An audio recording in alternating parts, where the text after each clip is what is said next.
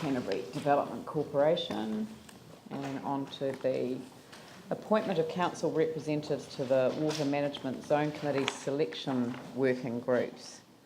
And we need to appoint 2 elected members each to the Christchurch, West Melton and Selwyn Waihora selection working groups. I don't know whether, is there any, has anyone been working on who these would be? Yeah, I have a question on this because Dave East and myself are already performing these roles. Is there a reason for this? You know, what's the reason why we're refreshing the roles, having made those appointments at the beginning of the council term? I wonder if it's just the. I wonder if it's the timing. I thought that we'd done the Selwyn Waihora one recently too. Okay, right. But let's have the answer from somebody who knows. It was basically just to get a couple of names, and I guess I was under the assumption that we would need to nominate again. If councillors East and Turner are happy to continue as our representatives, that's certainly fine. All right. So we'll just say reappoint the 2 elected members.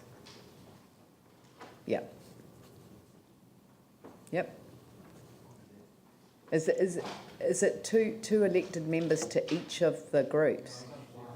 It can be up to 2. So Right. it's our option. Okay. Yeah. Is there anyone else desperate to be on there? There appears not to be. I shall put the... Oh, sorry, I'll move that. Seconded by Phil Clearwater. I'll put the motion. All those in favour say aye. Those opposed say no. That's carried. Thank you. Christchurch Stadium Trust funding application.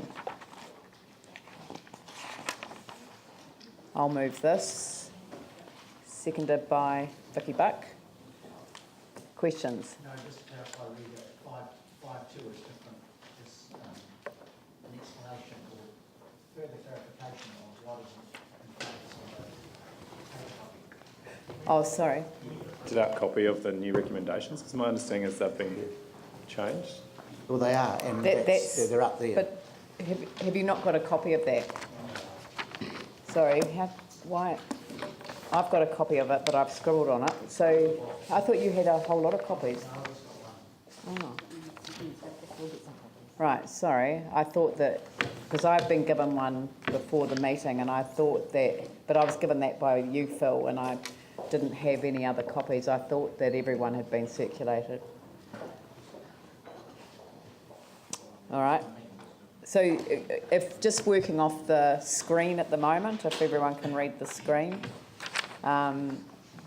It might be worth just providing some context around why the recommendations have changed, and I think Mr Anderton this morning did cover that off. It's because as a trust they could not return a surplus to the City Council, because we're not a trust ourselves, or a charitable trust, and as such this is now reflective of the same type of relationship that Mr Anderton was looking for, and the return comes in forms of repayment of a loan rather than the surplus coming back. So that's the context behind why the recommendations have changed. That became apparent last night, or yesterday, so John Fulsell beside me here has been working very diligently to come up with this, which from my perspective looks quite appropriate. Right.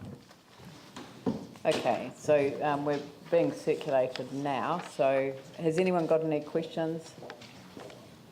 Jamie? Look, it's really unlikely, but I just want to cover off. Often we've talked about, well, if the stadium, the operation of the new stadium does occur later, then that's actually quite good from council as far as security on getting the loan back or more money because there's more cash in the trust reserves. Just so I'm clear on the flip side of that, unlikely, but let's say the new stadium was signed, sealed, delivered, ready to go 2019. That's obviously earlier than 2022. What sort of position would the trust be in then to pay back what's owed then? I can grab that trust, thank you. And if they were unable to, what position does that leave us in? I'll defer to Peter on that. Well, the trust wouldn't have the finances to pay for the demolition costs, 2.3 million. They're essentially break even. and they wouldn't have the funds to pay for any additional maintenance because they're locked into the lease. Yanni? Thanks. My understanding from the information we received that really the Stadium Trust wouldn't have sufficient funding until December 2025 to pay back the loan. Is that? No, we asked them that before when they were here, and I specifically said if the stadium was to go longer than the 31st of December 2022, could you repay us? And they said yes. Right. They were very clear about that. Okay. And that's why I'm not proposing any change to the date. Right. We heard also that they needed to get consents. I think their consent expires in 2016. In terms of the risk of them not getting the consent, what would happen in terms of buying the seats? I mean, if they buy the seats ahead of getting the consent, what safeguard do we have that that money's not just wasted? Sorry, Yanni, could you repeat that question? So My apologies. my understanding is with the current trust arrangements, they've been established for a certain purpose. They've got a certain time frame by which the stadium, is to operate. They need to go through a consenting process. If they don't get the consents, or if we haven't got the consents before they purchase the seats, what safeguard do we have that that money hasn't been wasted? Firstly, we're proposing to take a security out against the assets of the trust. So if they purchase the seats, the security would be against either the seats or the other buildings. We have contacted the staff members looking at the district plan review, and they say that Rugby League Park has been a stadium for a number of years. It is unlikely that the necessary consents regarding resource consent would not be granted. So it's a very unlikely scenario. Peter McDougall and I have looked at the Trust's asset management plan and their schedule of works. We've looked at Spire Consulting's peer review of that, and we are happy that the infrastructure will last and it will get building consent. Resource consent, it's highly unlikely that they won't get it through the district plan review. There'll be an awful lot of bigger fusses than a stadium if that doesn't happen. It's not a big risk. And just a final question from me is, in terms of understanding the risk around the timing of the new stadium, I presume someone's talked to government about this report, given the Stadium Trust is set up by government. So what comfort can we have that if it's earlier that the new stadium is built, 2019 second quarter as is proposed, that this money isn't wasted either? So conversations with Sarah have happened. They knew this report was coming up. They're supportive of the approach. They were contacted initially as a potential funding agent as well for the seating. There's no commitment from them at this point. That obviously, as you know, has to be a joint agreement and discussion around time frame. This gives us options. This is a set of money that allows us to have that conversation. Whereas without doing that, it doesn't. I mean, for me to encapsulate this, it's a pretty poor commercial contract that's currently there with regard to the seats, and the money that's proposed here would enable them to get out of that. So commercially, it makes sense to purchase. The reason we're being looked at is really as the funder of last resort, to provide a community outcome. We're really falling into that space. But we're obviously very interested funder of last resort because there is advantage to us to have that option to delay an expenditure of $250 million. And that's really why we're sitting here. Yep. We've got no understanding of whether that delay is possible. There is no firm commitment to that. It's providing us the option to have that discussion. So why wouldn't you tie that in as part of this report? Because that is a conversation that will have to be taking place within the wider frame of the cost share and our financial strategy. That's right. Vicky? Mine's a statement rather than a question, so... Oh, well, no, we'll wait. No, questions first. Ali? just with regards to sort of the securing the loan against the assets, and you mentioned the seating, I don't know how big the seating market is, and I don't mean that as flippantly as it sounds, but I do know, for example, the Isaac Theatre Royal has some seats that they're trying to find a market for. So what is the actual value of what you are going to secure this against in real terms? Yeah, that's your one. These are not prime quality assets. The Trust is working with us to do its absolute best to give council the best level of security. You are quite right, these are second-hand temporary seats. These are boxes that will have had a lot of use but will still be functional. So the assets are functional if we can find a home for them. Are they the same as securing against a good bit of land or a valuable commercial opportunity? No. We are dealing with a temporary stadium, but we're also dealing with a trust who are doing their very best to give council some comfort in their investment. All right, so any discussion? Vicky? This seems to me to be absolutely logical and sensible to go ahead with what's happening. The stadium end date at the moment was intended to be 2017. The Sarah report makes very clear that this new stadium will not be in place by 2017. So whatever we do, we need something that operates as a stadium for a period of at least 2 years. Probably a lot longer, but at least 2 years. This is a very sensible economic way of achieving that outcome. The good thing is that we actually get the money back, and we create some options in the city for events and for a stadium that may be there for quite a lot longer. Yep. Yanni? Yeah, I'm really supportive of this approach. I wanted to do this as part of our annual plan. I think it made a lot of sense. We can't go back and unravel that bad deal to spend so much on leasing seats, but it is a shame.